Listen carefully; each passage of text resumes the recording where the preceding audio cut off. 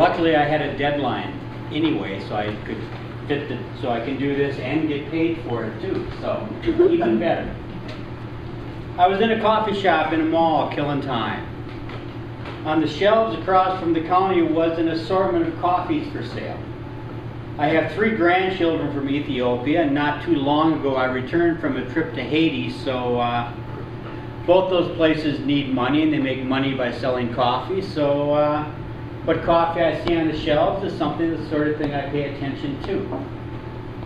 Now I just saw a bunch of flavored stuff with names like Holiday Surprise and Cinnamon Toasty, and I asked the young woman behind the counter if the store sold any coffee from Haiti or Ethiopia.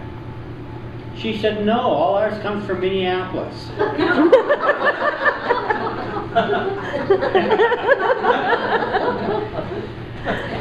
But yours comes from Duluth, right? Yeah, who knew coffee grew in Duluth?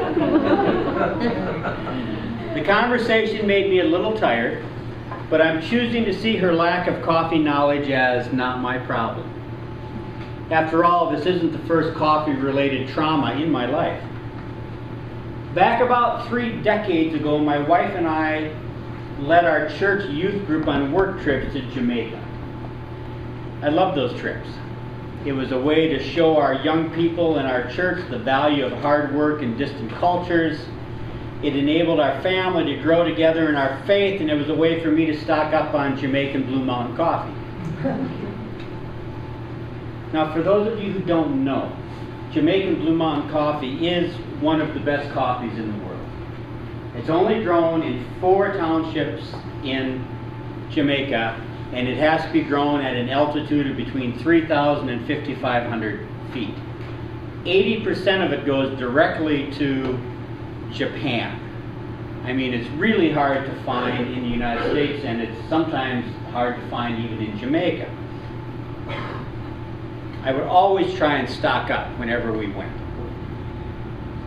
Now, this particular trip, we were working and staying in Port Royal, which is right across the harbor from Kingston.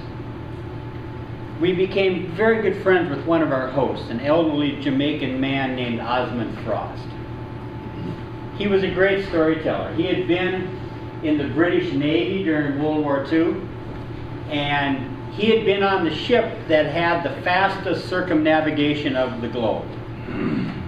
And we asked him why that had occurred, and he said because the Germans were chasing us. A few years after we came home, my son sent him an invitation to his high school graduation, and we got a lovely note back that said, I'd love to come, but I misplaced my passport in 1947 and I haven't gotten around to getting it replaced yet. Now, at one point during the trip, I mentioned my love of Jamaican Blue Mountain coffee. A few months after we returned home, we received a package in the mail from an address in Florida that I did not recognize. I opened the package, and inside was another package with a note on top.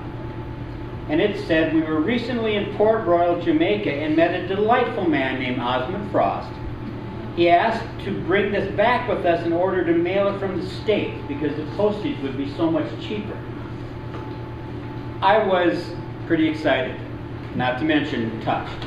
Our friend Mr. Frost had remembered us, and there was really only one thing that I could picture him mailing us. I mean, there are other things that come from Jamaica, but neither Mr. Frost and I dabble in those, so it was all I was expecting. I ripped open the package, and there were 2 jars of Jamaican Mountain Peak instant coffee. Yeah, that's what I said. I made a cup and drank it. After all, miracles do occur. And we had been on a church trip after all. And perhaps the Jamaicans have a way of making instant coffee taste like, you know, coffee. But it was not to be. One sip and my heart broke, and the Jamaican Mountain Peak instant coffee went up on the top shelf of the pantry. That was almost 30 years ago, and when I checked, it was still there. It doesn't taste any better. Thank